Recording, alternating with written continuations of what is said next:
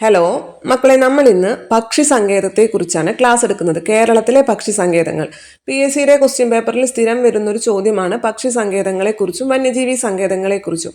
അപ്പോൾ ഞാൻ ഇന്നത്തെ ക്ലാസ് എടുക്കാൻ കാരണം നമ്മുടെ PSC ബുള്ളറ്റിനിൽ നമ്മൾ സാധാരണ പഠിക്കുന്ന പക്ഷി സങ്കേതങ്ങൾക്ക് പുറമെ പാതിരാമണൽ പക്ഷി സങ്കേതത്തെക്കുറിച്ച് എടുത്തു പറഞ്ഞിട്ടുണ്ട്. പാതിരാമണൽ പക്ഷി സങ്കേതത്തെക്കുറിച്ച് നമ്മൾ സാധാരണ അങ്ങനെ പഠിക്കാറില്ല അല്ലെ. അത് മാത്രമല്ല, നമ്മുടെ കേരള ടൂറിസത്തിന്റെ വെബ്സൈറ്റിലാണെന്നുണ്ടെങ്കിലും ഈ പക്ഷി സങ്കേതങ്ങളിലെ പ്രധാന ആകർഷണ കേന്ദ്രമായിട്ട് ഈ പാതിരാമണൽ പക്ഷി സങ്കേതത്തെ കുറിച്ച് പറഞ്ഞിട്ടുണ്ട്. അപ്പൊ നമുക്കതൊന്ന് ജസ്റ്റ് പരിചയപ്പെടണം. അതിനു മുമ്പായിട്ട് നമുക്ക് കേരളത്തിലെ പക്ഷി സങ്കേതങ്ങൾ എന്ന് പറഞ്ഞാൽ നമ്മൾ സാധാരണ പഠിക്കാറുള്ള പക്ഷി സങ്കേതങ്ങൾ ഏതൊക്കെയാണ് നമ്മൾ കോഡ് വെച്ച് പഠിക്കാറുണ്ട് അല്ലെ. മംഗളയുടെ കടലപ്പരിപ്പ് കുമാരൻ ചൂലുകൊണ്ട് തട്ടിക്കളഞ്ഞു എന്ന് പറഞ്ഞ് പഠിക്കാറുണ്ട് അല്ലെ. മംഗളയുടെ കടലപ്പരിപ്പ് കുമാരൻ ചൂലുകൊണ്ട് തട്ടിക്കളഞ്ഞു. മംഗളവനം. കടലപ്പരിപ്പിലെ കടല കടലുണ്ടി പക്ഷി സങ്കേതം. പരിപ്പ് എന്നുള്ളത് അരിപ്പ പക്ഷി സങ്കേതം. കുമാരൻ എന്നുള്ളത് കുമരകം പക്ഷി സങ്കേതം. ചൂല എന്നുള്ളത് ചൂളന്നൂർ പക്ഷി സങ്കേതം. തട്ടിക്കളഞ്ഞു എന്നതിൽ നിന്നും തട്ടേക്കാട് പക്ഷി സങ്കേതം അല്ലെ. ഈ ഓരോ പക്ഷി സങ്കേതങ്ങളും എവിടെയാണ് സ്ഥിതി ചെയ്യുന്നത്? മംഗളവനം എവിടെയാണ്? മംഗളവനം സ്ഥിതി ചെയ്യുന്നത് എറണാകുളം ജില്ലയിലാണ് അല്ലെ. മംഗളവനം പക്ഷി സങ്കേതവും അതേപോലെ തന്നെ നമ്മുടെ തട്ടേക്കാടും രണ്ടും എവിടെ തന്നെയാണ്? നമ്മുടെ എറണാകുളം ജില്ലയിലാണ്. തട്ടേക്കാട് പക്ഷി സങ്കേതമാണ് ഏറ്റവും വലിയ പക്ഷി സങ്കേതം. ഏറ്റവും വലിയ പക്ഷി സങ്കേതവും കേരളത്തിലെ ഏറ്റവും വലിയ പക്ഷി സങ്കേതവും കേരളത്തിലെ ഏറ്റവും ആദ്യത്തെ പക്ഷി സങ്കേതം ഏതെന്ന് ചോദിച്ചു കഴിഞ്ഞാലും തട്ടേക്കാട് പക്ഷി സങ്കേതമാണല്ലേ പറയാറ്. അതും പിന്നെ അതേപോലെ തന്നെ കേരളത്തിലെ ഏറ്റവും ചെറിയ പക്ഷി സങ്കേതമായിട്ടുള്ള മംഗളവനം. ഇത് രണ്ടും സ്ഥിതി ചെയ്യുന്നത് എറണാകുളം ജില്ലയിൽ തന്നെയാണ്. പിന്നെ അതേപോലെ തന്നെ കടലപ്പരിപ്പ് എന്നതിലും കടലുണ്ടി എവിടെയാണ്? കടലുണ്ടി മലപ്പുറം ജില്ലയിലാണ്. അതേപോലെ തന്നെ നമ്മൾ കടലുണ്ടി കമ്മ്യൂണിറ്റി റിസർവിനെ കുറിച്ച് പഠിക്കാറുണ്ട്, അതൊക്കെ നമുക്ക് പറയാം. അപ്പൊ കടലുണ്ടി പക്ഷി സങ്കേതം സ്ഥിതി ചെയ്യുന്നതും എവിടെ തന്നെയാണ്? മലപ്പുറം ജില്ലയിലാണ് സ്ഥിതി ചെയ്യുന്നത്. പരിപ്പ് എന്നതിൽ നിന്നും അരിപ്പ പക്ഷി സങ്കേതം സ്ഥിതി ചെയ്യുന്നത് തിരുവനന്തപുരം ജില്ലയിലാണ് അല്ലെ. അരിപ്പ പക്ഷി സങ്കേതം തിരുവനന്തപുരം ജില്ലയിലാണ്. കുമരകം പക്ഷി സങ്കേതം എവിടെയാണ്? കുമരകം പക്ഷി സങ്കേതം കോട്ടയം ജില്ലയിലാണ് അല്ലെ. സാധാരണ വേമ്പനാട്ട് കായലിന്റെ തീരത്ത് സ്ഥിതി ചെയ്യുന്ന പക്ഷി സങ്കേതം ഏതെന്ന് ചോദിച്ചു കഴിഞ്ഞാൽ നമ്മൾ കുമരകം പക്ഷി സങ്കേതമാണ് പറയാറ്. വേമ്പനാട് പക്ഷി സങ്കേതം എന്ന പേരിൽ അറിയപ്പെടുന്ന പക്ഷി സങ്കേതം ഏതെന്ന് ചോദിച്ചു കഴിഞ്ഞാലും കുമരകം പക്ഷി സങ്കേതം തന്നെയാണ് പറയാറുള്ളത്. പിന്നെ ചൂളന്നൂർ പക്ഷി സങ്കേതം എവിടെയാണ്? പാലക്കാട് ജില്ലയിലാണ് അല്ലെ. പാലക്കാട് ജില്ലയിലാണ് ചൂളന്നൂർ പക്ഷി സങ്കേതം സ്ഥിതി ചെയ്യുന്നത്. തട്ടേക്കാട് നമ്മൾ പറഞ്ഞു എവിടെയാണ്? എറണാകുളം ജില്ലയിലാണ് സ്ഥിതി ചെയ്യുന്നത്. ഇതിന് പുറമെയാണ് നമ്മൾ ഇപ്പൊ പാതിരാമണൽ പക്ഷി സങ്കേതം എന്ന് പറഞ്ഞത്. പാതിരാമണൽ ദ്വീപിനെ കുറിച്ച് എല്ലാവർക്കും അറിയായിരിക്കും അല്ലെ. പാതിരാമണൽ ദ്വീപ് ഏത് ജില്ലയിലാണ് സ്ഥിതി ചെയ്യുന്നത്? പാതിരാമണൽ ദ്വീപ് ആലപ്പുഴ ജില്ലയിലാണ് സ്ഥിതി ചെയ്യുന്നത്. സ്ഥിതി ചെയ്യുന്നത്. പാതിരാമണൽ പക്ഷി സങ്കേതവും അതുകൊണ്ട് തന്നെ എവിടെയായിരിക്കും? ഈ പാതിരാമണൽ ദ്വീപിലാണ് അല്ലെ സ്ഥിതി ചെയ്യുന്നത്. അതേപോലെ തന്നെ നമ്മൾ പറഞ്ഞു വേമ്പനാട് കായലിലാണ്. ഈ പാതിരാമണൽ ദ്വീപ് വേമ്പനാട് കായലിനുള്ളിലല്ലേ. അപ്പൊ അതുകൊണ്ട് തന്നെ ഈ പാതിരാമണൽ പക്ഷി സങ്കേതം സ്ഥിതി ചെയ്യുന്നതും എവിടെ തന്നെയാണ്? ഈ നമ്മുടെ വേമ്പനാട് കായലിൽ തന്നെയാണ് സ്ഥിതി ചെയ്യുന്നത്. അപ്പൊ നമ്മൾ പറഞ്ഞ ചോദ്യങ്ങൾ ഒന്ന്, പാതിരാമണൽ പക്ഷി സങ്കേതം എവിടെയാണ്, ഏത് ജില്ലയിലാണെന്ന് ചോദിച്ചു കഴിഞ്ഞാൽ അത് ആലപ്പുഴ ജില്ലയിലാണ്. പാതിരാമണൽ ദ്വീപ് ഏത് ജില്ലയിലാണെന്ന് ചോദിച്ചു കഴിഞ്ഞാലും അതും ആലപ്പുഴ ജില്ലയിൽ തന്നെയാണ്. പാതിരാമണൽ പക്ഷി സങ്കേതം സ്ഥിതി ചെയ്യുന്ന ദ്വീപ് ഏത് കായലിലാണെന്ന് ചോദിച്ചു കഴിഞ്ഞാൽ ഏത് കായലിലാണ്? വേമ്പനാട് കായലിലാണ് സ്ഥിതി ചെയ്യുന്നത്. അതേപോലെ തന്നെ അനന്ത പത്മനാഭൻ തോപ്പ് എന്ന പേരിൽ അറിയപ്പെട്ടിരുന്ന ഒരു ദ്വീപാണ് പാതിരാമണൽ ദ്വീപ്. പാതിരാമണൽ എന്നായിരുന്നില്ല അതിന്റെ പേര് അനന്ത പത്മനാഭൻ തോപ്പ് എന്നായിരുന്നു. അപ്പൊ ഈ ചോദ്യങ്ങളൊക്കെ നമ്മുടെ PSC ബുള്ളറ്റിനിൽ പറഞ്ഞിട്ടുള്ളതാണ്. എന്താണ്? നമ്മുടെ ഈ പാതിരാമണൽ ദ്വീപ് അല്ലെങ്കിൽ പാതിരാമണൽ പക്ഷി സങ്കേതം എവിടെ സ്ഥിതി ചെയ്യുന്നു? ആലപ്പുഴ ജില്ലയിൽ സ്ഥിതി ചെയ്യുന്നു. ഏത് ദ്വീപിൽ സ്ഥിതി ചെയ്യുന്നു? പാതിരാമണൽ ദ്വീപിൽ സ്ഥിതി ചെയ്യുന്നു. അത് ഏത് കായലിലാണ് സ്ഥിതി ചെയ്യുന്നത്? വേമ്പനാട് കായലിലാണ് സ്ഥിതി ചെയ്യുന്നത്. അതേപോലെ തന്നെ അനന്ത പത്മനാഭൻ തോപ്പ് എന്ന പേരിൽ അറിയപ്പെട്ടിരുന്നത് എന്താണ് അല്ലെങ്കിൽ ഏത് ദ്വീപാണ് എന്ന് ചോദിച്ചു കഴിഞ്ഞാൽ അത് പാതിരാമണൽ ദ്വീപാണെന്നും കൂടി ഓർത്തിരിക്കുക. ഈ പാതിരാമണൽ പക്ഷി സങ്കേതത്തെ പോലെ തന്നെ നമ്മുടെ ഇതിലെ PSC ബുള്ളറ്റിൽ എടുത്തു പറഞ്ഞിരിക്കുന്ന മറ്റൊരു പക്ഷി സങ്കേതമാണ് മുണ്ടേരിക്കടവ് പക്ഷി സങ്കേതം. അപ്പൊ ഇങ്ങനത്തെ ചോദ്യങ്ങളായിരിക്കും പലപ്പോഴും റാങ്ക് മേക്കിംഗ് ആയിട്ട് വരാം. നമ്മൾ സ്ഥിരം പഠിക്കുന്ന പക്ഷി സങ്കേതങ്ങളൊക്കെ നമ്മൾ പഠിക്കും അല്ലേ. പക്ഷെ ഈ മുണ്ടേരിക്കടവ് പക്ഷി സങ്കേതം ഏത് ജില്ലയിലാണെന്ന് ചോദിച്ചു കഴിഞ്ഞാൽ എല്ലാവരും പെട്ടുപോകും അല്ലെ. മുണ്ടേരിക്കടവ് പക്ഷി സങ്കേതം സ്ഥിതി ചെയ്യുന്നത് കണ്ണൂർ ജില്ലയിലാണ്. അപ്പൊ നമ്മൾ എക്സ്ട്രാ 2 പക്ഷി സങ്കേതം പറഞ്ഞു. പാതിരാമണൽ പക്ഷി സങ്കേതം ആലപ്പുഴ ജില്ലയിലാണ്, വേമ്പനാട് കായലിൽ തന്നെയാണ് സ്ഥിതി ചെയ്യുന്നത്. അനന്ത പത്മനാഭൻ തോപ്പ് എന്ന പേരിലാണ് ഈ പാതിരാമണൽ അറിയപ്പെട്ടിരുന്നത്. ഇപ്പൊ നമ്മൾ പറഞ്ഞത് മുണ്ടേരിക്കടവ് പക്ഷി സങ്കേതം ഏത് ജില്ലയിലാണ്? ഏത് ജില്ലയിലാണെന്ന് ചോദിച്ചു കഴിഞ്ഞാൽ അത് കണ്ണൂർ ജില്ലയിലാണ്. മുണ്ടേരിക്കടവ് പക്ഷി സങ്കേതം ഏത് ജില്ലയിലാണ്? കണ്ണൂർ ജില്ലയിലാണ് സ്ഥിതി ചെയ്യുന്നത്. കണ്ണൂർ ജില്ലയിലാണ് മുണ്ടേരിക്കടവ് പക്ഷി സങ്കേതം എന്ന് പറഞ്ഞില്ലേ. അതേപോലെ തന്നെ ഈ ദേശാടന പക്ഷികൾക്ക് പ്രസിദ്ധമായിട്ടുള്ള ദേശാടന പക്ഷികൾ ഒരുപാട് കാണപ്പെടുന്ന ഒരു പക്ഷി സങ്കേതമാണ്. നമ്മൾ സാധാരണ ദേശാടന പക്ഷികളുടെ പറുദീസ എന്നറിയപ്പെടുന്ന പക്ഷി സങ്കേതം ഏതെന്ന് ചോദിച്ചാൽ ഏതാണ് പറയാറ്? കടലുണ്ടി പക്ഷി സങ്കേതം അല്ലേ. ദേശാടന പക്ഷികളുടെ പറുദീസ എന്നറിയപ്പെടുന്നത് കടലുണ്ടി പക്ഷി സങ്കേതമാണ്. അപ്പോൾ മുണ്ടേരിക്കടവ് പക്ഷി സങ്കേതവും എന്ത് തന്നെയാണ്? നമ്മുടെ ഈ ദേശാടന പക്ഷികൾക്ക് തന്നെയാണ് പ്രസിദ്ധമായിട്ടുള്ളത്. സൈബേരിയയിൽ നിന്നും അതുപോലെ തന്നെ ഹിമാലയൻ സാനുക്കളിൽ നിന്നൊക്കെയുള്ള പക്ഷികൾ ഇവിടേക്ക് എത്താറുണ്ട് എന്നാണ് പറയുന്നത്. അപ്പൊ അതൊന്നും ശ്രദ്ധിച്ചിരിക്കണം. മുണ്ടേരിക്കടവ് പക്ഷി സങ്കേതം എവിടെയാണ്? നമ്മുടെ കണ്ണൂർ ജില്ലയിലാണ്. കണ്ണൂർ ജില്ലയിലെ വലിയൊരു പക്ഷി സങ്കേതമാണ്. അത് ഒരുപാട് തണ്ണീർത്തടങ്ങളുടെ തീരത്തായിട്ട് അല്ലെ, നമ്മുടെ ജലാശയങ്ങളുടെ തീരത്തായിട്ടൊക്കെയാണ് കൂടുതലും ഈ നമ്മുടെ പക്ഷി സങ്കേതങ്ങൾ കാണപ്പെടുന്നത്. കണ്ണൂർ ജില്ലയിലെ ഈ തണ്ണീർത്തടങ്ങൾ ഉള്ള സ്ഥലങ്ങളിലാണ് ഈ പക്ഷി സങ്കേതം ആയിട്ടാണ് ഈ പക്ഷി സങ്കേതം വ്യാപിച്ചു കിടക്കുന്നതും കൂടി ഒന്ന് ഓർത്തു വെക്കുക. ഇനി നമുക്ക് നമ്മൾ സ്ഥിരം പഠിക്കാറുള്ള നമ്മുടെ പ്രധാനപ്പെട്ട പക്ഷി സങ്കേതങ്ങളും കൂടി നമുക്കൊന്ന് ഓടിച്ചു പോകാം. നിങ്ങൾ എല്ലാവരും പഠിച്ചിട്ടുണ്ടാവും, എങ്കിലും നമുക്ക് ആ ചോദ്യങ്ങളും PSC ബുള്ളറ്റിലെ ചോദ്യങ്ങളും ഒന്ന് ഓടിച്ചൊന്ന് പറഞ്ഞു പോകാം. ഒരു ഓർമ്മപ്പെടുത്തൽ. നമ്മൾ പറഞ്ഞു കേരളത്തിലെ ഏറ്റവും ആദ്യത്തെ പക്ഷി സങ്കേതം ഏതെന്ന് ചോദിച്ചു കഴിഞ്ഞാലും ഏറ്റവും വലിയ പക്ഷി സങ്കേതം, കേരളത്തിലെ ഏറ്റവും വലിയ പക്ഷി സങ്കേതം ഏതെന്ന് ചോദിച്ചു കഴിഞ്ഞാലും ഏത് തന്നെയാണ്? തട്ടേക്കാട് പക്ഷി സങ്കേതം തന്നെയാണല്ലേ. തട്ടേക്കാട് പക്ഷി സങ്കേതമാണ്. എന്നാണ് ഇത് സ്ഥാപിച്ചത് എന്ന് ചോദിച്ചു കഴിഞ്ഞാൽ 1983-ലാണ്. അപ്പൊ ഏറ്റവും വലുത് തട്ടേക്കാടാണ്, ഏറ്റവും ചെറുത് മംഗളവനമാണ് അല്ലെ. രണ്ടും എറണാകുളം ജില്ലയിൽ തന്നെയാണ്. അപ്പൊ ഇത് രണ്ടും സ്ഥാപിച്ച വർഷം ജസ്റ്റ് ഒന്ന് നോക്കിയിരിക്കുക. തട്ടേക്കാടാണെങ്കിൽ 1983-ആണ്, മംഗളവനമാണെങ്കിൽ 2004. അപ്പൊ തട്ടേക്കാട് പക്ഷി സങ്കേതം എന്നാണ് 1983-ലാണ് തട്ടേക്കാട് പക്ഷി സങ്കേതം നിലവിൽ വരുന്നത്. ഇതേപോലെ തന്നെ മലയാറ്റൂർ റിസർവ് വനത്തിന്റെ ഭാഗമായിട്ടുള്ള കുട്ടമ്പുഴ മലയാറ്റൂർ റിസർവ് എന്നൊക്കെ ചോദിക്കാം. അപ്പൊ മലയാറ്റൂർ റിസർവ് വനത്തിന്റെ ഭാഗമായിട്ടുള്ള ഏതാണ് പക്ഷി സങ്കേതമാണ് തട്ടേക്കാട് പക്ഷി സങ്കേതം. തട്ടേക്കാട് പക്ഷി സങ്കേതം മലയാറ്റൂർ റിസർവ് വനത്തിന്റെ ഭാഗമായിട്ടുള്ള പക്ഷി സങ്കേതമാണ്. അതേപോലെ തന്നെ ഈ പക്ഷി സങ്കേതത്തെ ആദ്യമായിട്ട് ചൂണ്ടിക്കാണിച്ചത്, അല്ലെങ്കിൽ ഇതിന്റെ പ്രത്യേകത ആദ്യമായിട്ട് ചൂണ്ടിക്കാണിച്ചത് ആരെന്നുള്ള ചോദ്യം നമ്മുടെ PSC ബുള്ളറ്റിലുണ്ട്. അത് സലീം അലിയാണ്. ഡോക്ടർ സലീം അലിയാണ് ഈ തട്ടേക്കാട് പക്ഷി സങ്കേതത്തിന്റെ പ്രത്യേകതകൾ ആദ്യമായിട്ട് ചൂണ്ടിക്കാണിച്ചത്. ആരാണ്? ഡോക്ടർ സലീം അലി അല്ലെ. അതുകൊണ്ട് തന്നെ ഡോക്ടർ സലീം അലിയുടെ പേരിൽ അറിയപ്പെടുന്ന ഒരു പക്ഷി സങ്കേതമാണ് എന്ത്? ഈ തട്ടേക്കാട് പക്ഷി സങ്കേതം. ഡോക്ടർ സലീം അലിയുടെ പേരിൽ അറിയപ്പെടുന്ന പക്ഷി സങ്കേതമാണ് തട്ടേക്കാട് പക്ഷി സങ്കേതം എന്ന് പറയുന്നത്. നമ്മുടെ ഡോക്ടർ സലീം അലി ആരാണെന്ന് നിങ്ങൾക്ക് എല്ലാവർക്കും അറിയാലോ. നമ്മുടെ ഇന്ത്യയുടെ പക്ഷി മനുഷ്യൻ ബേർഡ്മാൻ ഓഫ് ഇന്ത്യ എന്ന പേരിൽ അറിയപ്പെടുന്നതാണ്. ഇന്ത്യയുടെ പക്ഷി മനുഷ്യൻ എന്ന പേരിൽ അറിയപ്പെടുന്ന വ്യക്തിയാണ് ആര്? നമ്മുടെ ഡോക്ടർ സലീം അലി എന്നുള്ളത്. അദ്ദേഹത്തിന്റെ ജന്മദിനമായിട്ടുള്ള നവംബർ 12 നമ്മൾ എല്ലാ വർഷവും ദേശീയ പക്ഷി നിരീക്ഷണ ദിനമായിട്ട് ആചരിക്കുന്നു അല്ലെ. നവംബർ 12 നമ്മൾ ദേശീയ പക്ഷി നിരീക്ഷണ ദിനമായിട്ട്, നവംബർ 12 ദേശീയ പക്ഷി നിരീക്ഷണ ദിനമായിട്ട് നമ്മൾ ആചരിക്കുന്നു. അതേപോലെ തന്നെ അദ്ദേഹത്തിന്റെ ആത്മകഥയുടെ പേരെന്താണ്? ഒരു കുരുവിയുടെ പതനം. PSC സ്ഥിരം ചോദിക്കാറുള്ളതാണ്. ഒരു കുരുവിയുടെ പതനം ആരുടെ ആത്മകഥയാണ്? The fall of a sparrow ആരുടെ ആത്മകഥയാണ്? നമ്മുടെ ഡോക്ടർ സലീം അലിയുടെ ആത്മകഥയാണ്. അതേപോലെ തന്നെ അദ്ദേഹത്തിന്റെ പ്രധാനപ്പെട്ട ഒരു ബുക്കാണ് തിരുവിതാംകൂറിലെ പക്ഷികൾ എന്നുള്ളത് അദ്ദേഹത്തിന്റെ പ്രധാനപ്പെട്ട ഒരു പുസ്തകമാണ്. എന്നാൽ നമ്മുടെ കേരളത്തിലെ പക്ഷികൾ, അങ്ങോട്ടും ഇങ്ങോട്ടും മാറിപ്പോകരുത്. തിരുവിതാംകൂറിലെ പക്ഷികൾ എന്നുള്ളത് ഡോക്ടർ സലീം അലിയുടെ പുസ്തകമാണെങ്കിൽ കേരളത്തിലെ പക്ഷികൾ എന്നുള്ളത് KK നീലകണ്ഠനാണ്. കേരളം KK അല്ലെ. കേരളത്തിലെ പക്ഷികൾ ആരുടേതാണ്? KK നീലകണ്ഠന്റെയാണ് ആ പുസ്തകം എന്ന് പറയുന്നത്. അപ്പൊ നമ്മൾ ഡോക്ടർ സലീം അലിനെ കുറിച്ച് എന്തൊക്കെയാണ് പറഞ്ഞത്? ഡോക്ടർ സലീം അലി നമ്മുടെ ഇന്ത്യയുടെ പക്ഷി മനുഷ്യൻ എന്ന പേരിൽ അറിയപ്പെടുന്ന വ്യക്തിയാണ് ഡോക്ടർ സലീം അലി. അദ്ദേഹത്തിന്റെ ജന്മദിനമായിട്ടുള്ള നവംബർ 12 നമ്മൾ ദേശീയ പക്ഷി നിരീക്ഷണ ദിനമായിട്ട് ആചരിക്കുന്നത്. അദ്ദേഹത്തിന്റെ ആത്മകഥയുടെ പേര് ഒരു കുരുവിയുടെ പതനം അഥവാ the fall of a sparrow എന്നുള്ളതാണ്. പിന്നെ അതേപോലെ തന്നെ ഡോക്ടർ സലീം അലിയുടെ പേരിൽ നമ്മൾ പക്ഷി സങ്കേതം ഉണ്ടെന്ന് പറഞ്ഞു. നമ്മുടെ കേരളത്തിൽ തട്ടേക്കാട് പക്ഷി സങ്കേതം ആരുടെ പേരിലാണ്? ഡോക്ടർ സലീം അലിയുടെ പേരിലാണെന്ന് പറഞ്ഞു അല്ലെ. അതേപോലെ തന്നെ നമ്മുടെ ഡോക്ടർ സലീം അലിയുടെ പേരിൽ നാഷണൽ പാർക്ക് സ്ഥിതി ചെയ്യുന്നുണ്ട്. അത് ജമ്മു കാശ്മീരിലാണ് സ്ഥിതി ചെയ്യുന്നത്. ഡോക്ടർ സലീം അലിയുടെ പേരിൽ നാഷണൽ പാർക്ക് സ്ഥിതി ചെയ്യുന്നത് ജമ്മു കാശ്മീരിലാണ്. ഡോക്ടർ സലീം അലിയുടെ പേരിൽ തന്നെ തടാകം, ഡോക്ടർ സലീം അലി ലേക്ക് എന്ന് പറഞ്ഞിട്ടുള്ള ലേക്ക് സ്ഥിതി ചെയ്യുന്നത് മഹാരാഷ്ട്രയിലാണ്. അതേപോലെ തന്നെ നമ്മുടെ കേരളത്തെ കൂടാതെ ഗോവയിലും കൂടി അദ്ദേഹത്തിന്റെ പേരിൽ, ഡോക്ടർ സലീം അലിയുടെ പേരിൽ പക്ഷി സങ്കേതം സ്ഥിതി ചെയ്യുന്നുണ്ട്. അപ്പൊ എന്തൊക്കെ പറഞ്ഞാൽ നമ്മള് ഡോക്ടർ സലീം അലിയുടെ പേരിൽ പക്ഷി സങ്കേതം 2 സ്ഥലത്തുണ്ട്. ഒന്ന് കേരളത്തിലും ഒന്ന് ഗോവയിലും.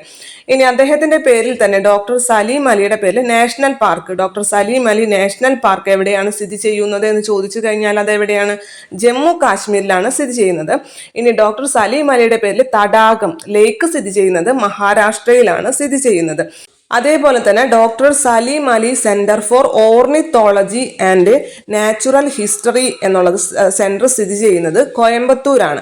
Doctor Salim Ali centre for ornithology and natural history സ്ഥിതി ചെയ്യുന്നത് കോയമ്പത്തൂരാണ്. ഈ ഓർണിത്തോളജി എന്താണെന്ന് അറിയാലോ? ഓർണിത്തോളജി എന്ന് പറഞ്ഞാൽ പക്ഷികളെ കുറിച്ചുള്ള പഠനമാണ് അല്ലെ, സ്റ്റഡി ഓഫ് ബേർഡ്സ്, പക്ഷികളെ കുറിച്ചുള്ള പഠനമാണ് ഓർണിത്തോളജി എന്ന് പറയുന്നത്.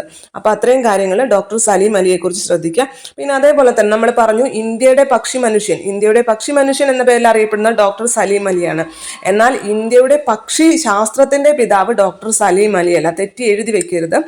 ഇന്ത്യയുടെ പക്ഷി മനുഷ്യൻ ഡോക്ടർ സലീം അലിയാണ്. എന്നാൽ ഇന്ത്യൻ പക്ഷി ശാസ്ത്രത്തിന്റെ പിതാവ് എന്നറിയപ്പെടുന്നത് നമ്മുടെ INCയുടെ സ്ഥാപക സെക്രട്ടറി ആയിട്ടുള്ള AO ഹ്യൂം ആണ്.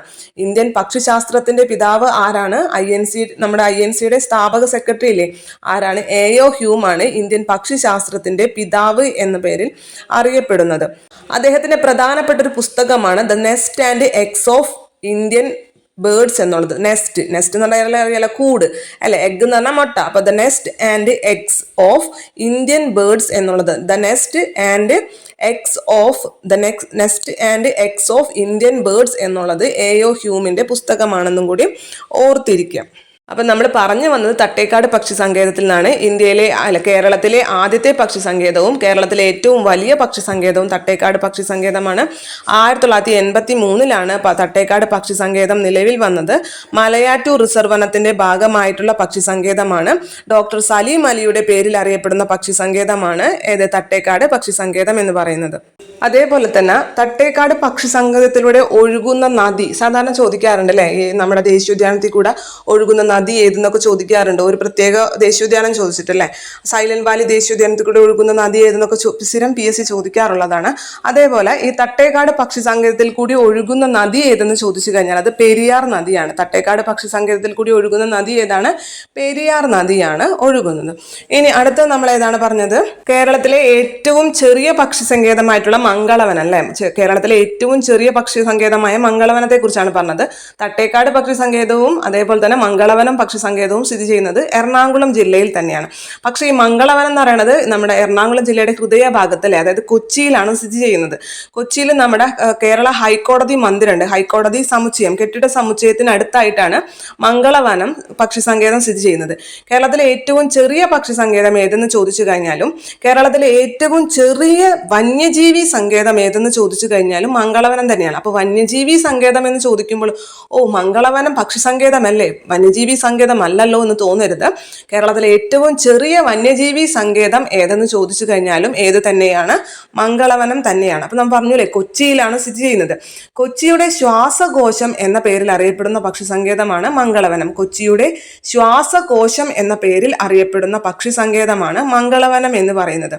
ഈ മംഗളവനത്തിന് ഒരു പ്രത്യേകത എന്ന് പറയുന്നത് അവിടെ കടവാവലുകളും അതേപോലെ തന്നെ പ്രത്യേകതരം ചിലന്തികൾക്കും ചിലന്തികളും അതേപോലെ തന്നെ കടവാവലുകളും കാണപ്പെടുന്ന പ്രത്യേകതരം കടവാവലുകൾക്കൊക്കെ പ്രസിദ്ധമായിട്ടുള്ള സ്ഥലമാണ് മംഗളവനം എന്ന് പറയുന്നത്.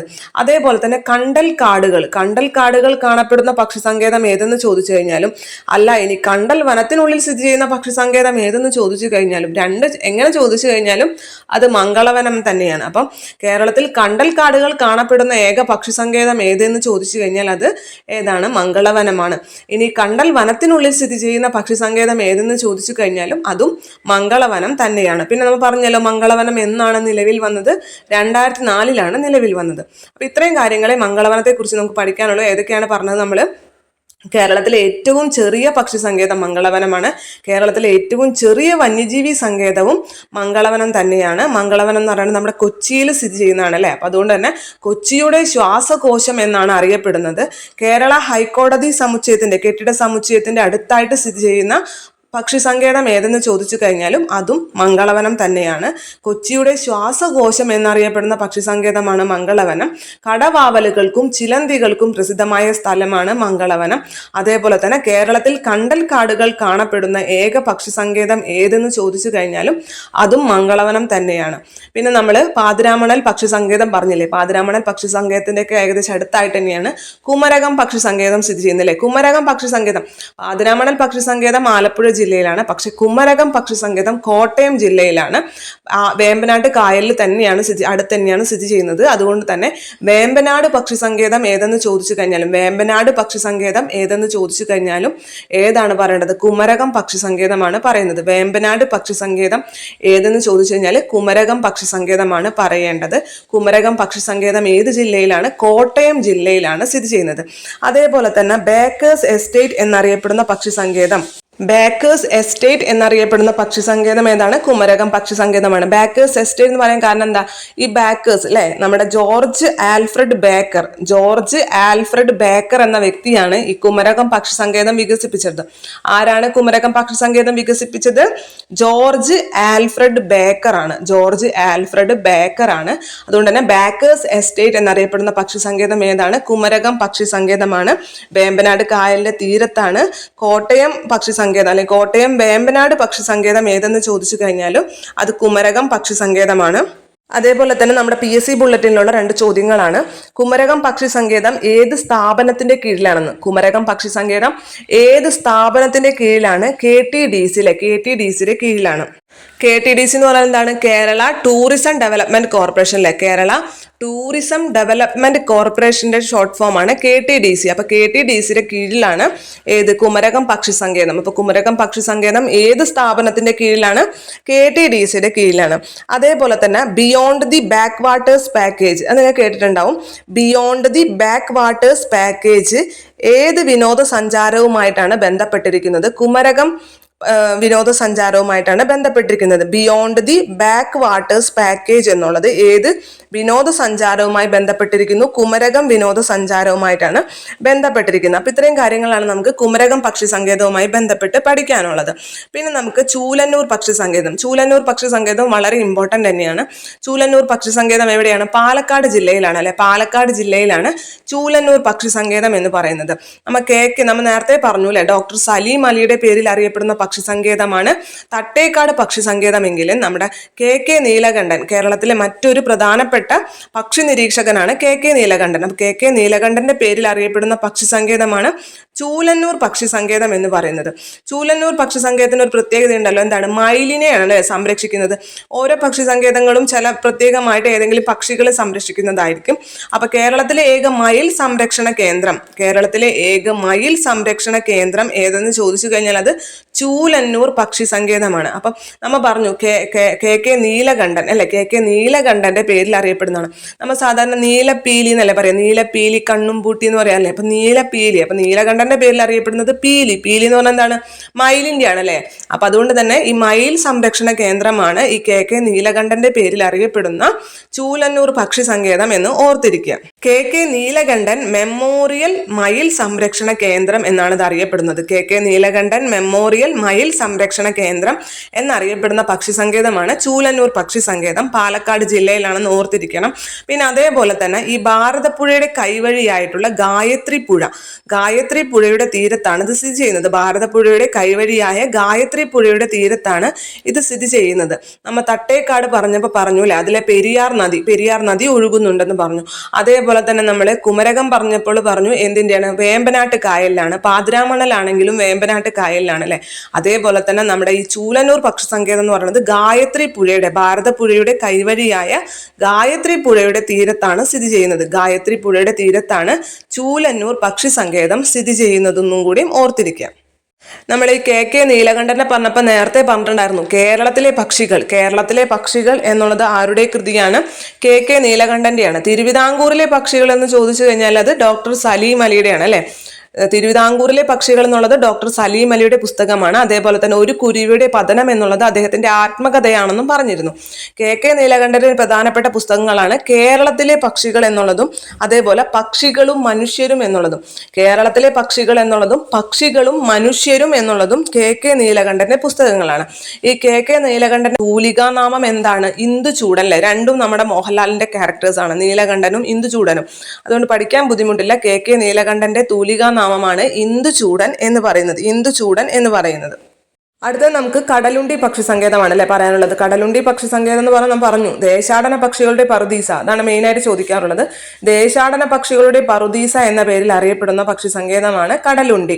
ദേശാടന പക്ഷികളുടെ പറുദീസ എന്ന പേരിൽ അറിയപ്പെടുന്നത്. അതായത് ഈ കടലുണ്ടി പുഴയുണ്ട്. കടലുണ്ടി പുഴ അറബിക്കടലിലുമായി ചേരുന്ന ഭാഗത്താണ് കുറെ തുരുത്തുകളിലായിട്ടാണ് ഇതിങ്ങനെ പരന്നു കിടക്കുന്നത്. കടലുണ്ടി പുഴ അറബിക്കടലുമായി ചേരുന്ന ഭാഗത്ത് കുറെ ചെറിയ ചെറിയ തുരുത്തുകളായിട്ടാണ് ഈ പക്ഷി സങ്കേതം വ്യാപിച്ചു കിടക്കുന്നത്. ദേശാടന പക്ഷികളുടെ പറുദീസ എന്ന പേരിലാണ് അറിയപ്പെടുന്നത്. പിന്നെ അതേപോലെ തന്നെ ഇത് മലപ്പുറം ജില്ലയിലെ വള്ളിക്കുന്ന് പഞ്ചായത്തിലാണെന്ന് പറയും. മലപ്പുറം ജില്ലയിലാണ്. എവിടെ സ്ഥിതി ചെയ്യുന്നു എന്ന് ചോദിച്ചു കഴിഞ്ഞാൽ മലപ്പുറം ജില്ലയിലാണ് പറയാറ്. പക്ഷെ ചിലപ്പോഴെങ്കിലും അത് ശരിക്കും മലപ്പുറത്തും കോഴിക്കോടും ജില്ലയിലും, രണ്ട് ജില്ലയിലുമായിട്ടാണ് വ്യാപിച്ചു കിടക്കുന്നത്. പക്ഷെ നമ്മൾക്ക് എപ്പോഴും പഠിക്കാൻ മലപ്പുറം ജില്ലയിലാണ് പഠിക്കാനുള്ളത്. മലപ്പുറം ജില്ലയിലെ വള്ളിക്കുന്ന് പഞ്ചായത്തിലാണ് സ്ഥിതി ചെയ്യുന്നത്. ഇനി അതേപോലെ തന്നെ കടലുണ്ടി കമ്മ്യൂണിറ്റി റിസർവിനെ കുറിച്ചും ചോദ്യം വരാറുണ്ടല്ലേ. എന്താണ് കടലുണ്ടി കമ്മ്യൂണിറ്റി റിസർവ്? കേരളത്തിലെ ആദ്യത്തെ കമ്മ്യൂണിറ്റി റിസർവ് ആണ് കടലുണ്ടി വള്ളിക്കുന്ന് കമ്മ്യൂണിറ്റി റിസർവ് എന്ന് പറയുന്നത്. കേരളത്തിലെ ആദ്യത്തെ കമ്മ്യൂണിറ്റി റിസർവ് ആണ്. 2007 നിലയിൽ വന്നത്.